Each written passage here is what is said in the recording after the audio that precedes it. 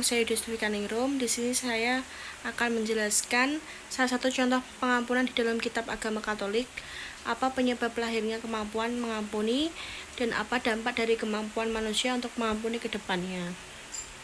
Dalam ajaran agama Katolik, salah satu contoh pengampunan yang penting dapat ditemukan dalam ajaran Yesus Kristus, khususnya dalam perumpamaan tentang hamba yang tidak mengampuni pada Injil Matius bab 18 ayat 21 sampai 35. Dalam perumpamaan ini, seorang raja mengampuni hamba yang berhutang kepadanya sejumlah besar uang. Tetapi kemudian hamba tersebut tidak mau mengampuni temannya yang berhutang sedikit padanya. Raja itu pun marah dan mencabut pengampunannya terhadap hamba tersebut, menunjukkan bahwa pengampunan yang diberikan kepada orang lain adalah kondisi penting bagi seseorang untuk menerima pengampunan dari Tuhan.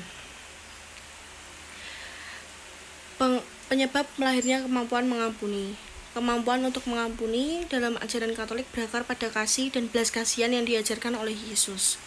Yesus mengajarkan bahwa kita harus mengampuni bukan hanya 7 kali, tetapi sampai 70 kali 7 kali.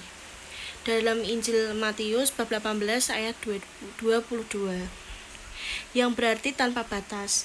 Pengampunan dilihat sebagai tindakan kasih yang mendalam, karena Tuhan sendiri mengampuni dosa-dosa umatnya, meskipun seringkali berdosa. Dengan kata lain, kasih Tuhan yang mengampuni umatnya sebagai contoh utama dan sumber motivasi untuk mengampuni sesama. Selain itu, pengampunan muncul karena pengakuan bahwa kita sendiri juga membutuhkan pengampunan dari Tuhan, dan dengan pengampunan orang lain kita ikut berpartisipasi dalam misi Tuhan yang menyelamatkan umat manusia. Dampak kemampuan mengampuni. Yang pertama, penyembuhan emosional dan spiritual.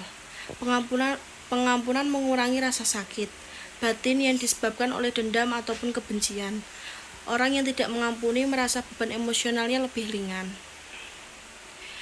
Dan ini juga memberikan kedamaian batin yang lebih besar. Secara spiritual, pengampunan membantu juga menjaga hubungan baik dengan Tuhan. Yang kedua, hubungan yang lebih baik dengan sesama. Kemampuan untuk mengampuni memperbaiki hubungan antar individu. Ini mengurangi ketegangan, permusuhan, dan memberi kesempatan untuk rekonsiliasi. Pengampunan memfasilitasi proses penyembuhan dalam hubungan pribadi, keluarga, dan masyarakat.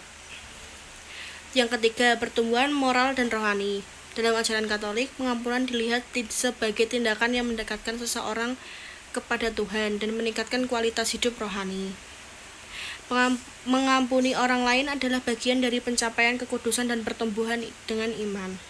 Yang keempat, pembangunan komunitas yang lebih harmonis. Ketika seseorang atau sebuah komunitas mampu mengampuni, itu menciptakan suasana yang lebih damai dan harmonis. Komunitas yang berlandaskan pengampunan lebih cenderung menciptakan perdamaian sosial dan menghindari konflik yang berlarut-larut. Demikian, pengampunan dalam ajaran Katolik tidak hanya membawa dampak positif pada kehidupan pribadi seseorang, tetapi juga pada hubungan antar individu dan komunitas secara keseluruhan. Sekian dari saya, terima kasih.